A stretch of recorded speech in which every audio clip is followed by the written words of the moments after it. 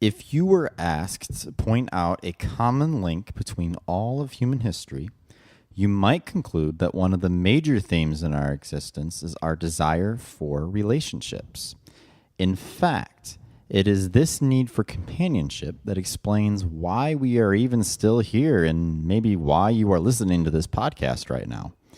During prehistoric times, human beings found that it was advantageous to work together in small groups to meet their daily needs for survival. They could collect water at a faster rate, hunt for more food, and later settle down and farm the land more efficiently. As farming grew and the need for more people to grow and harvest the food increased, many people formed large civilizations with many complexities such as laws and religion to keep the growing populations focused on a common goal. Fast forward from prehistory to today, and we have had our fair share of fights amongst ourselves.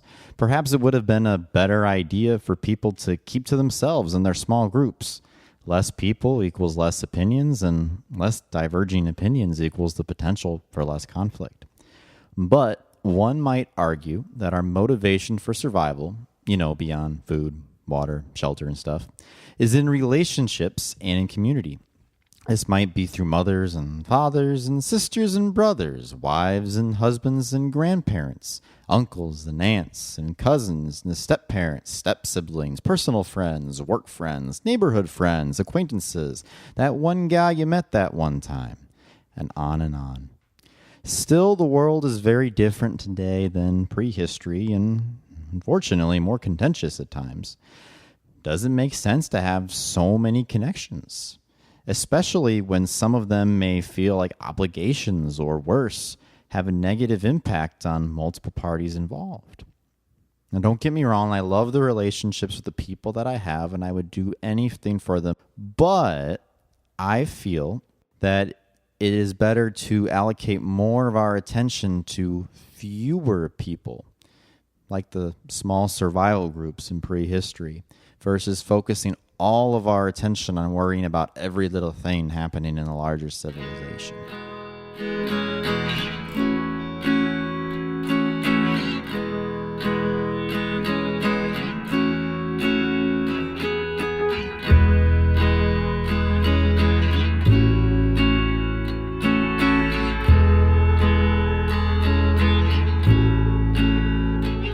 Hello, everyone, and welcome to the Abundantly Minimal podcast. You just heard Jake, and I am Sarah, and we are here to help you create a life of abundance through living intentionally. This is episode 15 of our podcast, and today we are going to be talking all about minimalist relationships. Oh, boy. Yes, and so Jake definitely gave you, he was pulling into his ancient history connections as a former ancient history teacher. Today, I think we're going to mostly look at what are some of the key elements of minimalist relationships. We will be referring to our own experience. Part of the reason we're doing the minimalist relationship talk today is because, not that this is anything too out of the ordinary, but we are a couple days away from celebrating our 3rd wedding anniversary. All gifts can be sent to 12345 Simple Street, anywhere USA. I thought you were going to say Internet Street. No, that was somewhere else. Oh. I think Simple Street came from somewhere else too, though, so oops. But anyway, and then we'll look at how minimalism connects to relationships. And maybe actually that's a good place to start, just to kind of explain where the overlap is. A lot of this will kind of draw back to our own experience with relationships and our current relationship. And while we are probably more so focusing on relationships with a romantic partner or life partner kind of a thing, this could definitely apply to friendships and relationships within your family, like to a parent or other family member.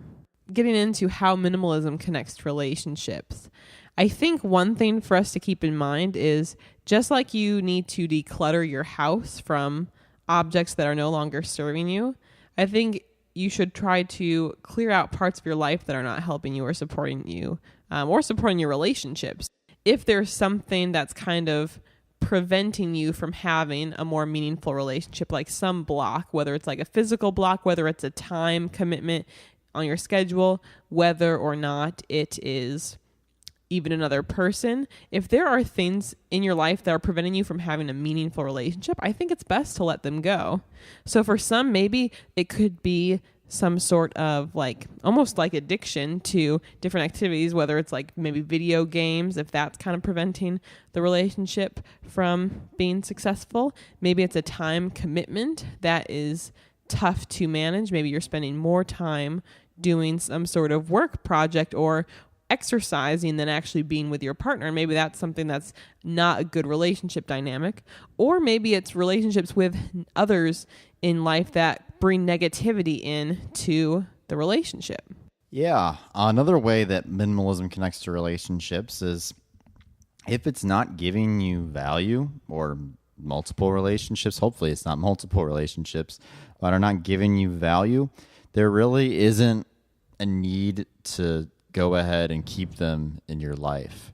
Now, I mean, here's just like a example for like, I think can apply to everyone, or maybe not everyone, but a lot of people. Many people. So if anyone knows of, or maybe you happen to be the person in the room that is, because I just imagine you're listening to this in a room full of people. Maybe it's just you at your computer or driving, more likely. But you probably know that person who's got like a lot of Facebook friends. Like a lot of Facebook friends. That was sad. But like the 2,000 Facebook friends or whatever. And you might think, man, here I am with my 380 something friends. That's about how many I have. Might be an overestimate. You know, in all honesty, the person who has 2,000 Facebook friends, even if they are like a social butterfly or gazelle or whatever creature they prefer to be, I don't know why gazelle came to my mind after butterfly. I imagine this person must be graceful to have 2,000 Facebook friends, but they really can't be paying that much attention to all those friends. And in all actuality, it may be kind of draining for them to actually have those 2,000 in their feed. That it might have just been better if they were like you with the 380 something, which is still a lot, but is a little bit more manageable. Or maybe it's better off if you only have like 50 or 15 or 2. Well, if you only have 2, you probably don't really need Facebook to keep up. But I mean, just having a little bit of a, of a limit there, I think is good. And that's where the minimalism kind of comes in. It does you no good if you've got people on your Facebook, just using this example, that you don't really talk to, you don't really care about. Or the less time you spend looking at what's going on in their lives, the more time you can spend devoting your time to actually engaging with people that matter to you. Well, exactly. And I think that could apply to any social network. I know personally, I'm not someone who's ever like been on Facebook like me. I mean, I've got one for the business that I struggle sometimes to keep up with content there. You can like our page at Abundantly Minimal on Facebook. But anyway, boost our reach. Yeah. But anyway, I think that it really comes down to deciding what role each person who you like on Facebook or other social media plays in your life. And I think it's fine if you are not receiving any value or you don't get any joy out of being in touch with that person. I think there's really no need to keep that friendship, I guess, on Facebook, even though maybe they're not really actually friends in real life.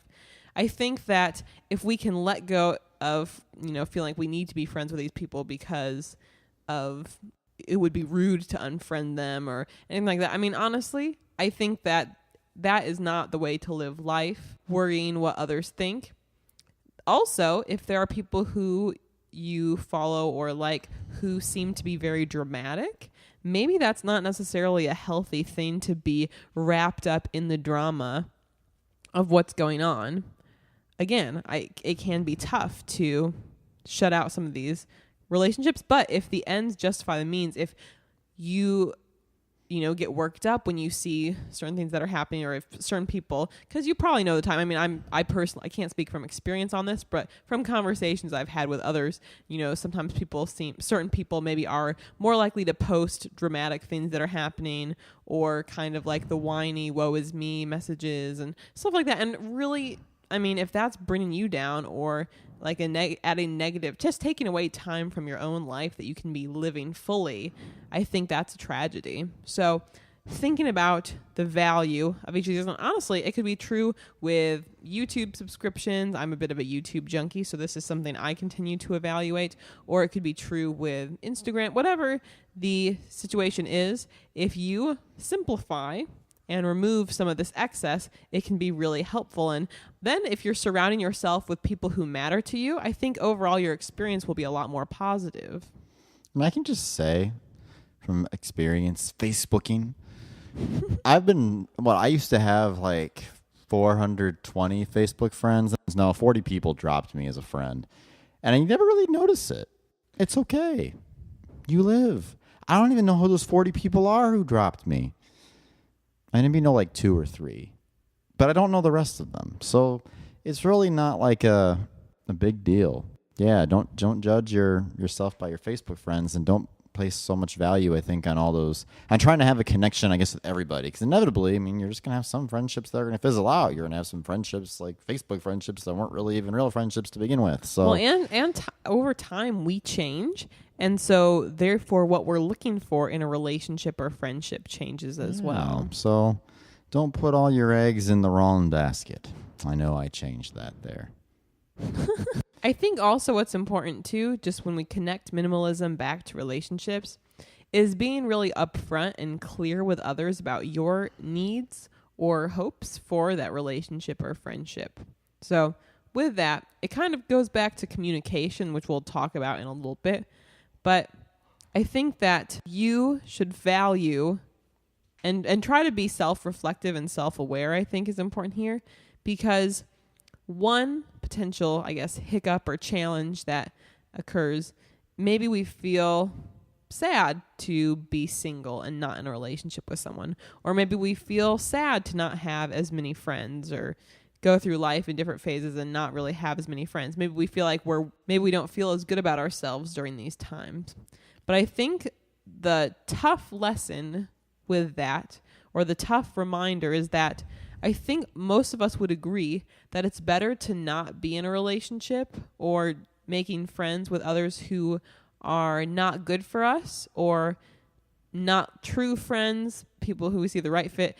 I know personally there have been situations where, it sucks being single or not feeling like you're making a lot of meaningful connections. But I don't think you should just try to force something just to have something, because if it's a negative force in your life, then that doesn't really help anything. And so I think that's just a tough reminder too, with minimalism, not avoiding relationships or friendships that are not going to give you value, because at the end of the day, then you're only really wasting your own time, perhaps your own money if you're doing a lot of things with these people, and your energy. And while you're wasting those resources, you could be missing out on meeting someone who's really great, either as a romantic partner or as a friend. And that's a tough thing, because I know myself, I was lucky I met Jake relatively early in my life, so I never had to be lonely again. But, there were time periods where it felt like it was a long time, between relationships. And, I'm someone who I will hands down always say that I love. I love being in a relationship and having that kind of connection with someone. And it does suck when you're on your own and not having that relationship. But I think the benefit there, especially obviously not getting into a bad relationship, but the benefit of being on your own there is it does give you more chance to be self-aware and work on yourself, all of that, which I know could be annoying cliches, but I think self-awareness sometimes is underrated, because knowing who you are, that's part of minimalism. You get rid of the crap and the junk and the garbage and the extra stuff in your life, and you really focus on what matters. You focus on who you are. And I think that makes it a lot better.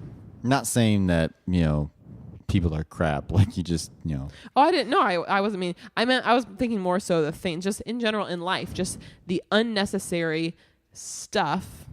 But it can be relationships too, though. Well, no, relationships can be crappy, and unfortunately, some people, the way that they behave can also be crappy. But just not wanting to say get rid of everybody. Well, no, I love people. Let's get into then some key elements of minimalist relationships. Well, we already kind of dived into communication, I think, a little bit. So, I mean, in any relationship, I think with someone that's worth having a relationship with, whether it's romantic, whether it's friendship or whatever you have, I mean, it's got to be an honest relationship. If there's secrets that are being hidden, like the relationship's full of all these secrets and lies and deceit, then it's probably not something good for you to be in the first place.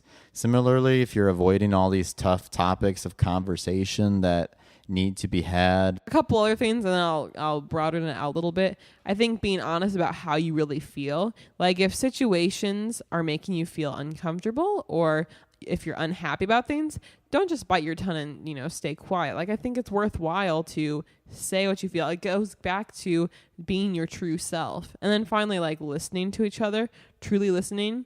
We're in a time where there's a lot of distraction. It's very easy to not be a full listener. And so I think these, just to apply them to Jake and my relationship, I think the communication side has been one of the keys to our success. I mean, again, we're not like we've been married, 30 years and it's all impressive. But I think that honestly, we really don't fight, I would say. Is that fair? Yeah. Overall, no, we fight all the time, every single day.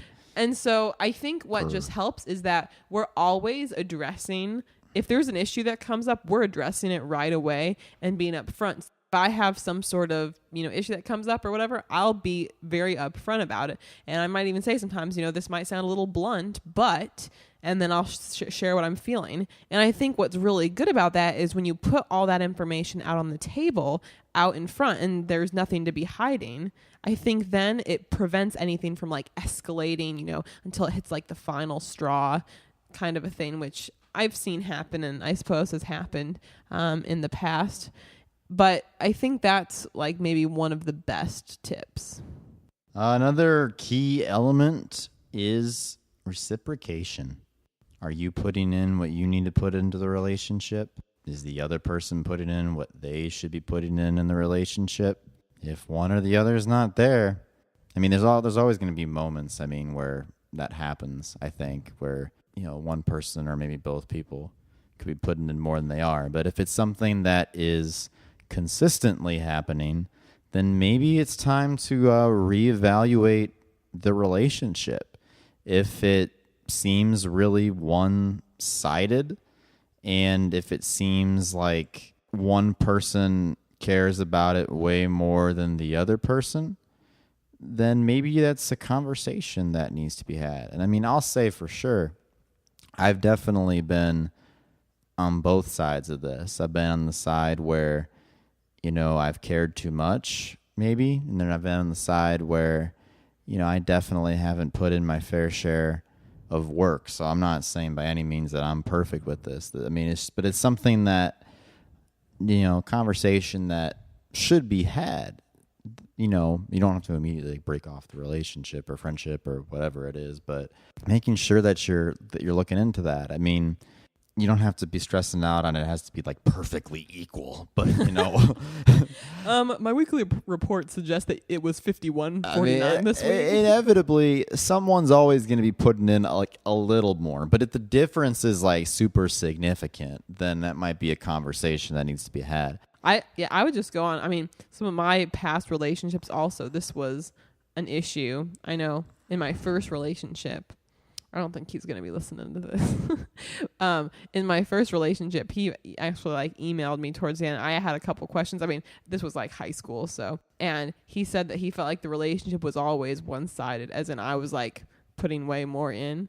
And I was like, oh my gosh. But I guess that was just kind of a signal of things being off. And then later on too, for me, I felt like one of my first relationships in college, he was a good guy, but we were only able to see each other because of our schedules once or twice a week.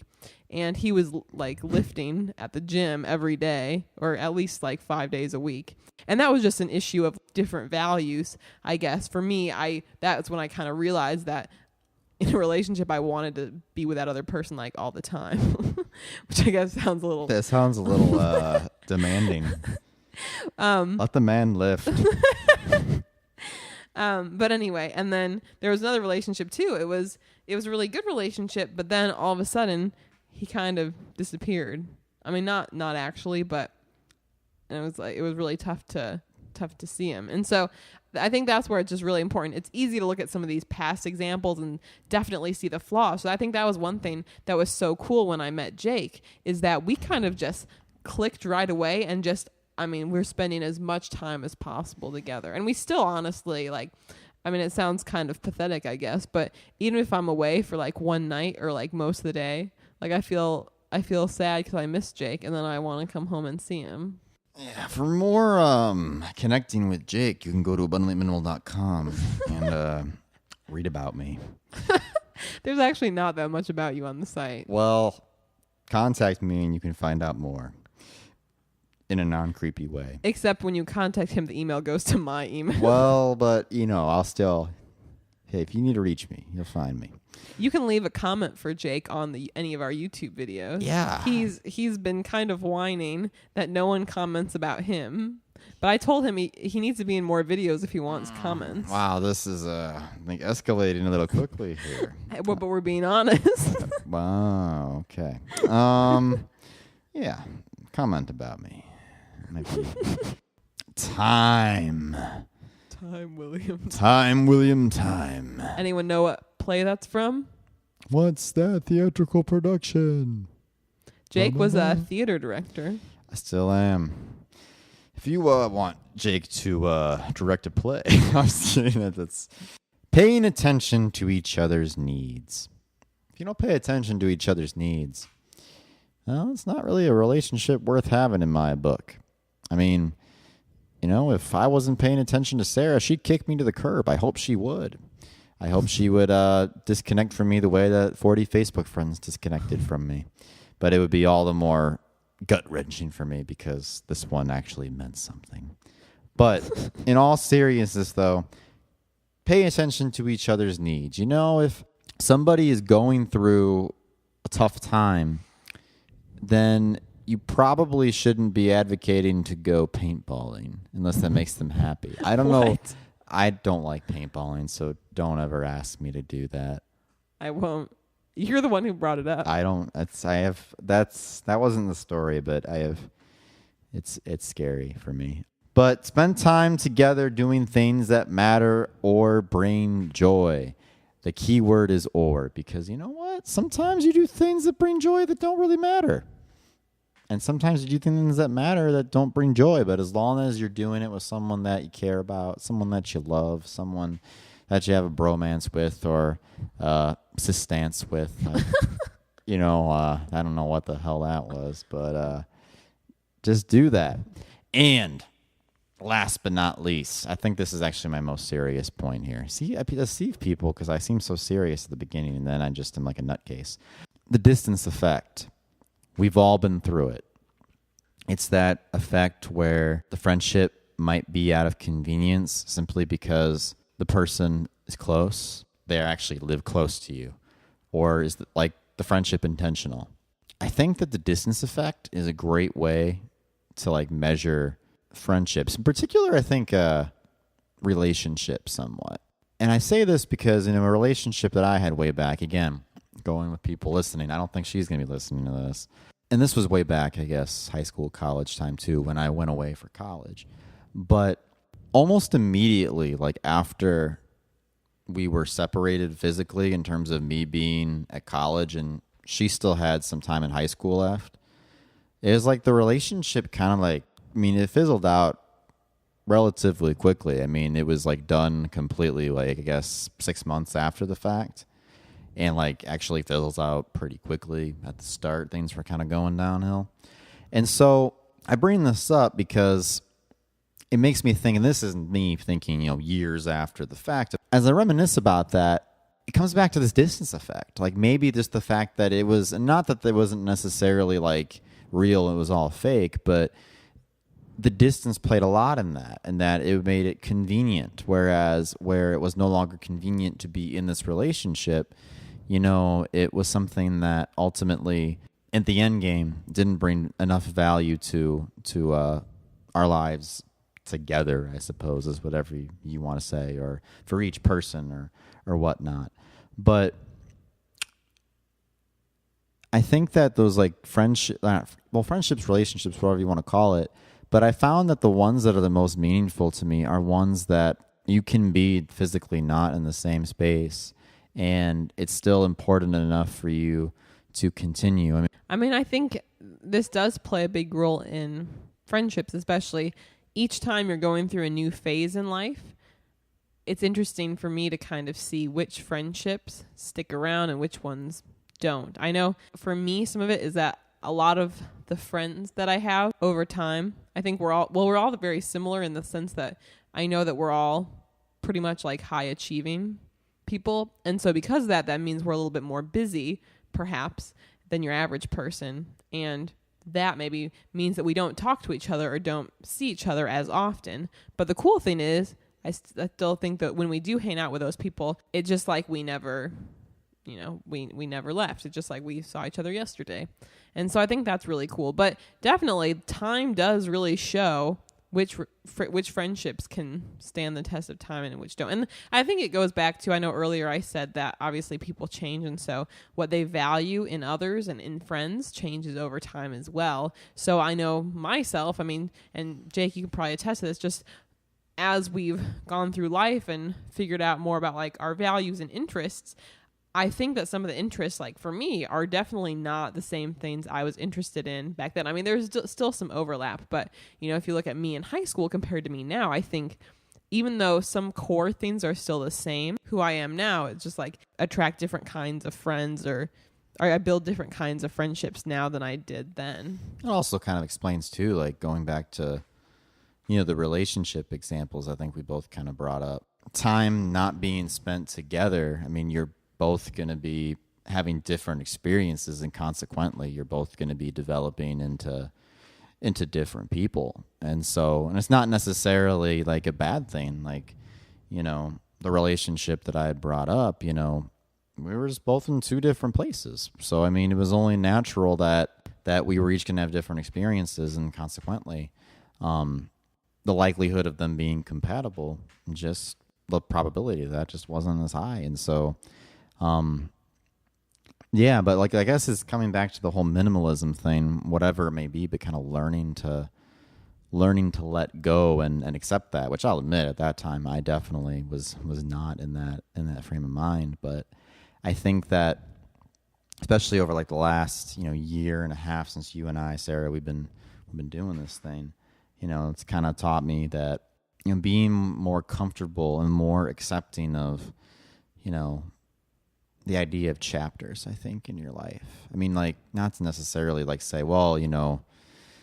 certain people that you connected with in the past or certain activities that you did or whatnot, you can never go back to. But I think embracing and understanding like those moments, like, and accepting them for what they are, and not being always obsessed with trying to recreate those or go back to the past or living in the past, but be happy that it happened, be content that it happened, embrace and enjoy that it happened, but moving forward. And if that means that you're moving forward with a slightly different or maybe an all new supporting cast of characters, if you're imagining yourself on your own like TV sitcom, it's okay. That can happen. But as long as you're surrounding yourself with people that matter to you and you matter to them, and we are, as people, always constantly changing. Yeah, and I think that it also just comes back to knowing what your needs are and the kind of that reciprocation element. Because as people change, it's like if you are not getting what you need out of the relationship, and maybe, or likewise, if the other person's not, it's really tough to walk away. But if you, in your heart or in your gut, know that that's the best decision, then I think that's important to pay mind. So there was one relationship that it was the one where he kind of just like disappeared, and that like broke my heart terribly and took forever to get over that relationship. But I acknowledge that I deserve more than to, not be sure I can communicate with this person or be able to see this person, on a regular basis. Like, so it's tough because you want certain things to work out better. But if at some point, if there's nothing there, or if it's just not the kind of relationship that you want or deserve, then I think we do owe it to ourselves to be able to walk away. But on a more happy note, I want to talk about joy, because I do think that joy plays a role in minimalist relationships. I think joy is one of the best parts of life and can manifest itself in a lot of ways. I think joy can include just appreciating little things in life, or even just doing simple things for the other person. So whether that is friendship or relationship, I know I love doing little surprises for things. I'm not so much like, here, let me get you a surprise gift, but I love surprises. Even though side note, I'm terrible at keeping like secret surprises. If there's something I want to do for Jake, I don't want to keep it as it's so hard to keep a surprise. You always tell me before it happens. Like I always find out the surprise. Do you want me to tell you? But like, so if like I'm baking cookies or something for Jake, or I don't know, I love doing those simple pleasure kind of things. And I feel like that's just a key element in a minimalist relationship, is having these simple, they're not necessarily fancy moments, but simple moments of joy. I think it can include spontaneity and surprises. I think that can be a part of it, but just thinking about ways that we cultivate joy in our lives. And for me, I think that's one of my favorite parts, is just here and there doing fun little things. You know, I've talked about before in the podcast and on my YouTube channel, like different places, I've talked about how I'm not really a huge fan of holidays. I know we started out by saying it's our 3-year anniversary. Love holidays are different. But well, Valentine's Day, sweetest day. To be honest, I was always kind of a fan of Valentine's Day. But you combine treats with love, of course I'm going to like that day. See, I always thought, like, I'm all about the love, but, like, man, I don't like candy, just so you know. So maybe that's why I wasn't a fan of that day. But here's the deal, though. When we get to that, and you know me, and many others know me, but, like, Don't give it that candy. What? Sorry, don't give you the candy? No. I was going to say, I'm very critical of holidays in the sense that don't buy me junk that is just, you know, like the idea of certain holidays being created just for the commercial element. So I've always loved Valentine's Day, but I'm very against having anyone buy flowers for me. So fortunately, no one ever has, but I would be very upset. Oh, I wouldn't like. Gotta have them potted. Don't give them to her I'll take loose. Fruits. I like fruits and vegetables. potted plants. You don't mess with those other kinds. Well, no. I mean, I would be appreciative if someone did that, but that to me, that's not like a good use of resources. And there's a lot of things, you know, if you walk down any holiday themed aisle, there's so much consumerism packed in. So I'm very critical of holidays, I guess, largely from that context.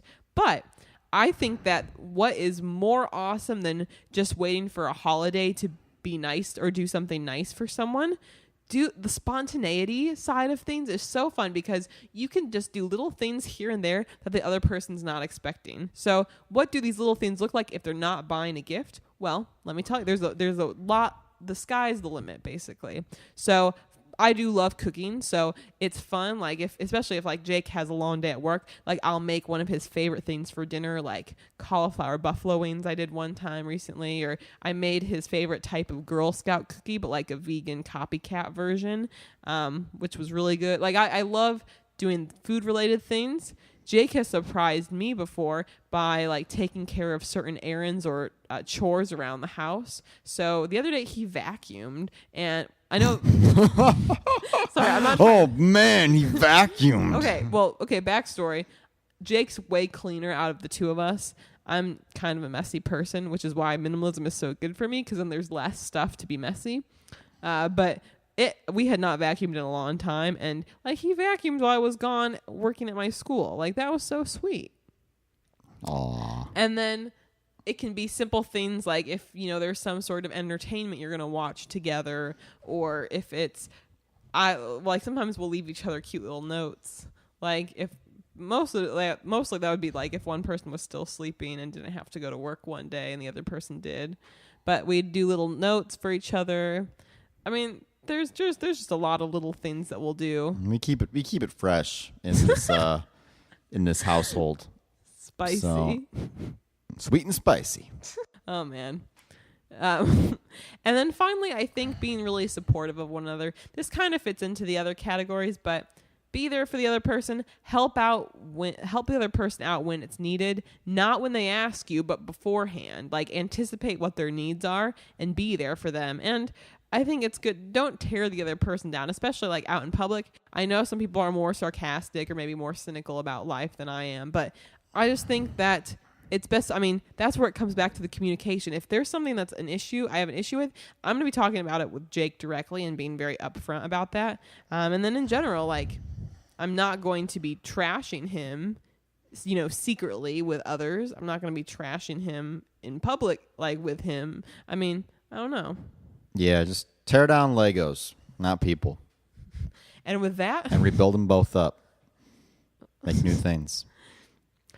But with that, I think we've been talking long enough now. But hopefully this podcast episode today has helped you see some of at least what we consider to be key elements of minimalist relationships. Maybe you can evaluate the relationships in your life. Maybe you feel like you even have some people or things you wish to unfriend or unfollow online if there's things that are causing you negativity in that capacity.